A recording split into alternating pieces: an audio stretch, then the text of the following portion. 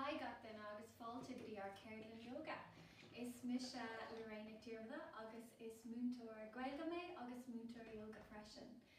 Dólam mé má scileanna yoga is mé Coney Harlar in Nua Héilean agus tá an pasisiún agam don yoga agus an maithúnas a thugann sé go dtí do chorp agus do intin agus do anam. So inniu, tá muid chun na scileanna bonúsacha ólam atá ag tastal wet amach an sin má tá tú ag leanúint le do cleachta yoga i do éonar nó i rangana. So tá mata wet agus éadí compórdacha agus píosa beag spás. So tá solmíid ar dús le píosa tesú. So seas le do cosa ag brúisteach í an talamh agus tá muid just chun píosa boga a dhéanamh chun ar dromlach a gúiseacht.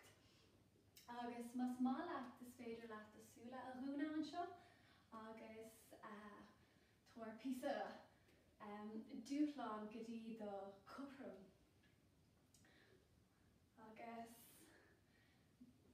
níos mó ó dheas go dtí clé agus uaireanta pluisean tú píosa cracks ó do dromlach agus maithíonn sé go maith.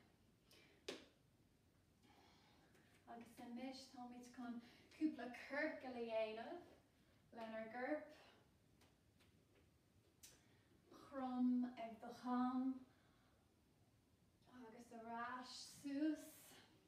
Is féidir do glúin a bheith crumthanis ní gá iad a bheith díreach. Agus ahraigh an tro.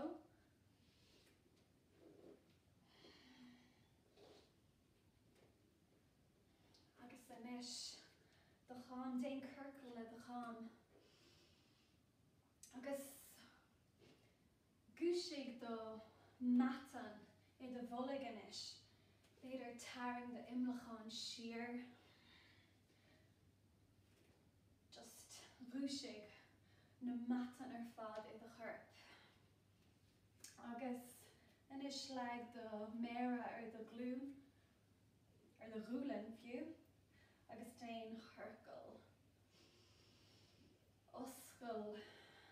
Oscail do chliamh, oscail do chrí. Agus lámháin ar dús déon chorcail mór. Agus malam ag tarn an chorcail. Thar do chorp agus arás siar. Agus an bhealach eile, lámh eile.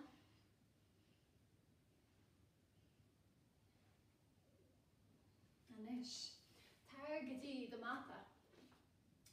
Tá tú an ann síbéidir le do chosa crusáilte, nó ar do glúin. nó is féidir úsáid a bhaint as bloc nó leabhar mór nó chúpla leabhar chun si ar má tá sé compórdach. A pe áte bhfuil tú, just fáilte compórdach ar do mata. Agus leag do lámh ar do chos. Agus inis tarring the drumloch sús díreach. Ar nós go bhfuil taobh beag ag tarrant do ceann suas. Agus má tá aon tanas i do chorp, just lig é wet. Agus tá muid chun ar ord a chur ar an anáil. Mas má leat leag do lámh ar do chrí. Agus mothig do scábhóg ag lína le air uair.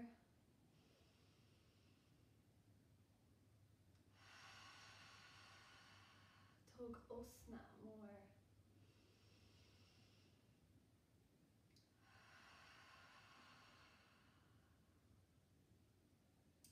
Tug cúpla anáil eile an seo. Agus is féidir do súla a dúna. Agus má tá aon rud ar do intin just fág é ar taobh do mata anis.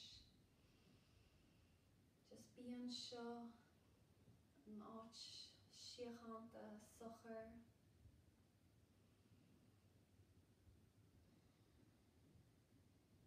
Tá do bio. Agus is skill ítach é chun cúnig do intin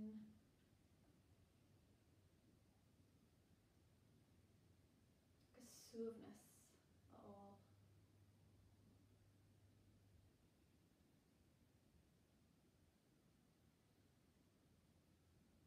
My galore. So inniu táid chun an sra bhunúsach vinyasa ólam. Agus tá mé chun na staidir a haspóintit agus a mínig dit agus an sin tá tú chun píosa cleachta dhéanamh.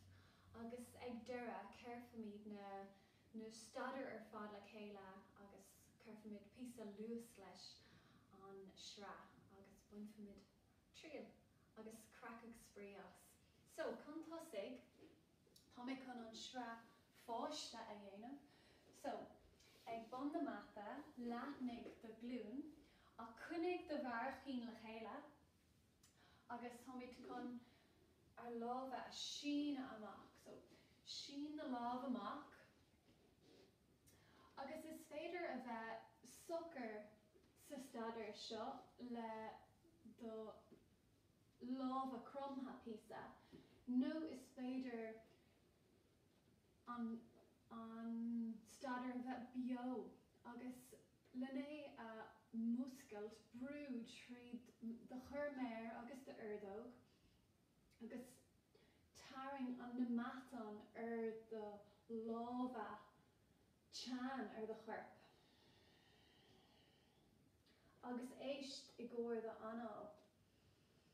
Má tá tú in ann si de hung siar go dtí de sál. Okay, one trí laslam. So, nuair fáinne tú de áit, tá sé ceart go leor má bhreaníonn do staidir mar seo, éist le do chorp agus is féidir é dul níos deimhne nó níos éasca le do staidir féin. So éist le do chorp. So, oscail do lábha go dtí na gá taobh na mata agus brú trí do churméir agus de ardóg agus anis tairn air uair isteach agus líon do grim leis an air sin.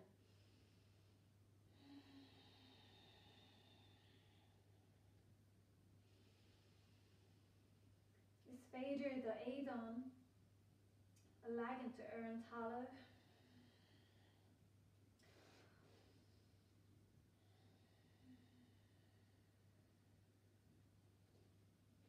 Galore, sin an céad staidir. An dara ceann glíomid an madra agus tá cinnte gur coolla tú faoi hena féin. So taspáin fi mé ar dús agus an sin is féidir leat é dhéanamh liom. So an madra, braníonn sé cosú le seo. Déanann tú cruth tríntáin le do chorp. Is féidir do glúin a bheith crumtha píosa mar cairíonn sé le do cham a ordaigh go dtí an spéir.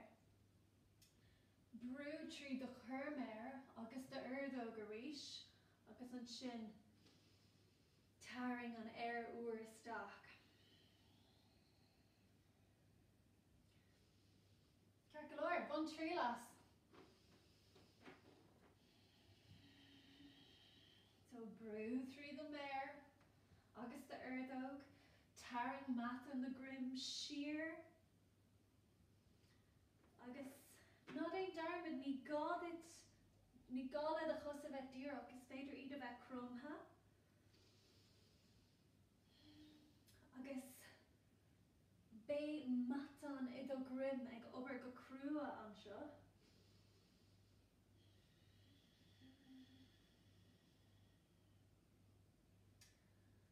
Ceart go leor sa sin an dara staidir.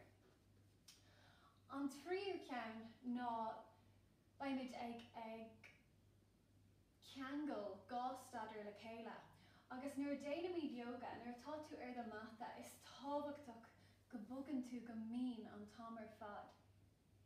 So, nuair táimid ag seasamh nó ag tóga céim go dtí stadar eile, déan é go mín maise agus feicfí tú na stadar ag teacht le chéile.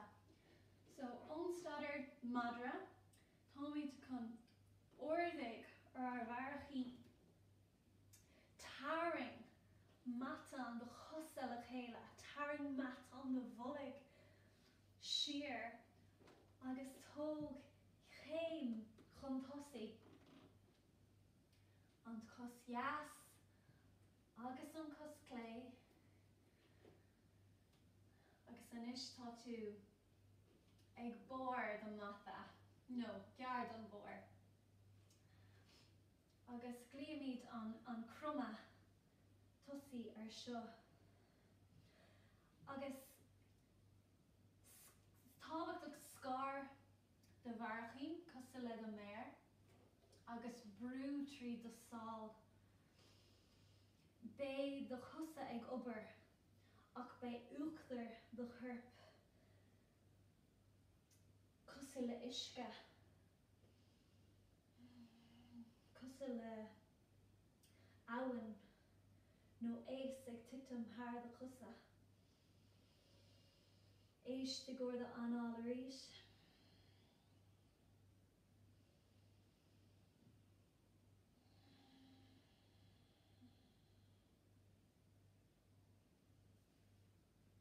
Ceart go leor. Ar thriail tú, bun trélas. Tóg anáil, cúpla anáil eile.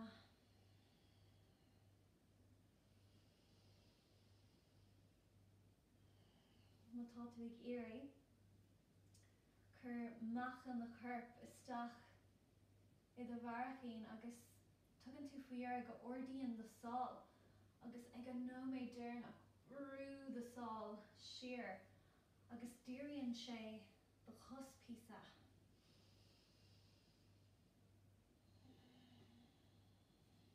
Ceart go leor. Agus an céad ceann eile ná an sléibh. So, feiceann sé go bhfuilm I mo cheasamh amháin ach tá anna cuid obair ag dul ará is tú is sléibh. Cosú le sléibh tá sé ord agus láidir, so tá orta bheith ord agus láidir. So bun trélas lom. So seas le do bharachín ag a 2 ag ar an clog agus do sál ag a 6 ag agus cuinnig iad le chéile. Agus anis scar do bharachín agus brú trí do sál agus do bharachín. Déan lámh as do chus agus brú iad isteach chuig an talamh. Anis taring an fuinmh suas tríd mathan do chus, taring do imlachán siar go dtí do drim, ordaigh do crí agus oscail do chliamh agus anis ordaigh do lámh go dtí an spéir. Má tá tú an ann is féidir leat brannig suas go dtí an spéir agus oscail do crí ná éon dearmad chun anáil.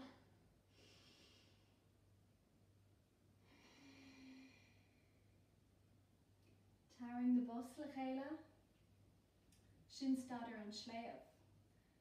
So, curfamid na stadar sin ar fad le chéile, agus ná éon dearmid chun a bheith maise agus mín agus tú ag boga. So, brannig manis agus curfamid ar fad le chéile é. Muid ré.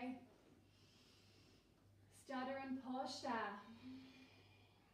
éis de bhuair de anáil, lín do scabhóg,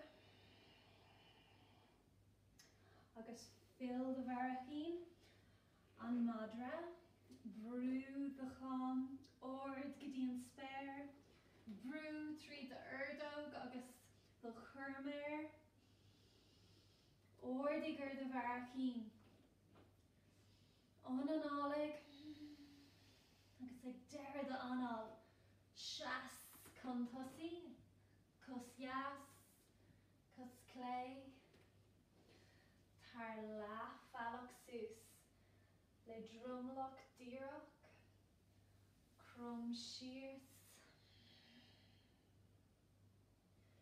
and Scar the Varthin, Brew Tree de Sol, agus Ordigdi and Slave, Brannig Sus, Brannig Shear,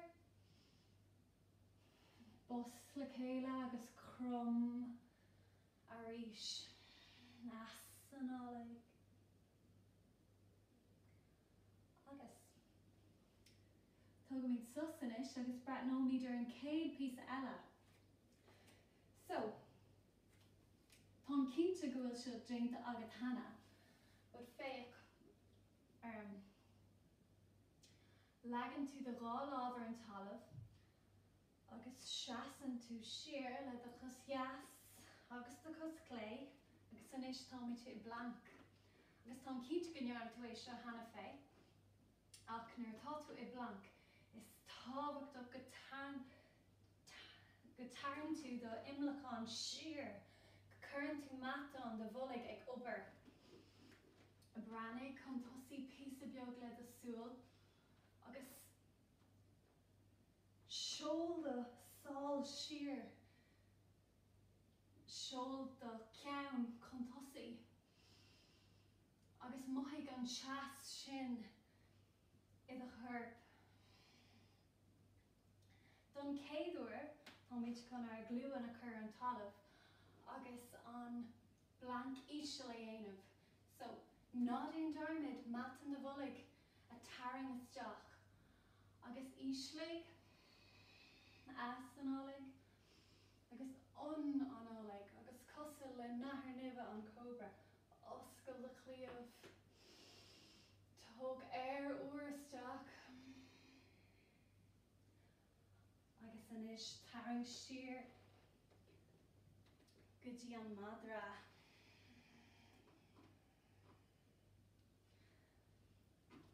Fun from which trailas.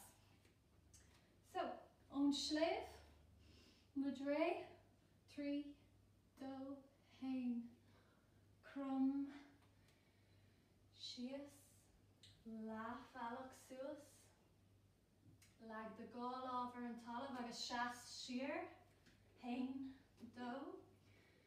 No. Tot we now the glue in a laga. No is vader lat phonic sus. Ishla the herp. Ishleg. Agus ordig the cree. Oskel the cleave. Agus anish taring sheer. Gudian madra arish. Agus an shin. Station on Vinyasa Vonusuk, Kurfmeter Fadla Kayla A. Anish, no Dane Dermid, is A the Onol on Rud Is Tovakti, August Tuig Buga. August last the herp le Fwinov, tarring the Mathon, O the herp, August Mohig on Fwinov, August on Loydruck at on it, Madre. Stutter on Poshta. Tokubla on more.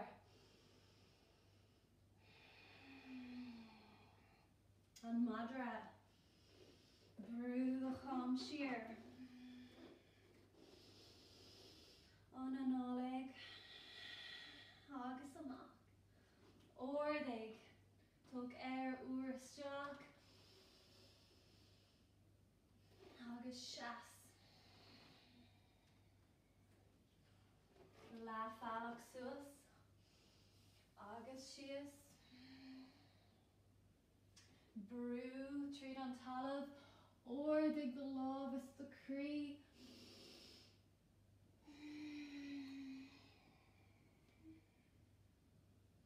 La Falloch Sus, Lag the Love, Agus Tokay more sheer. The gluin, no. A blank omlan, Shias, Onanolig, Cobra, Biog, tír go dtí an madra arís.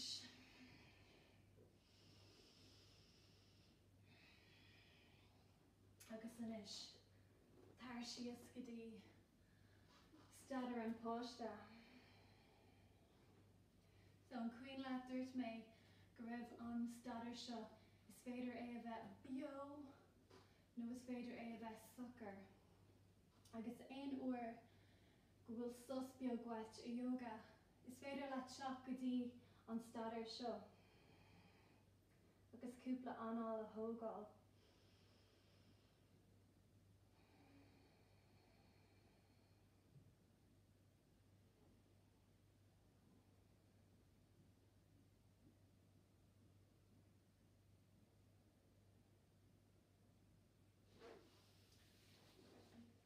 Anis sin é ar ceirlinn bunúsach déanta agus tásúla gom gur bhain tú tanamhas agus go bhfuil ainmneacha na stadar ar eolas agat agus nuair a leanam iad ará is féidir linn idir fád a chur le chéile agus cúpla stílanna nua a bhain triail as. So, déan cinnte go bhana tú clachtú as agus feicfí mé ríisiú. Sláinte.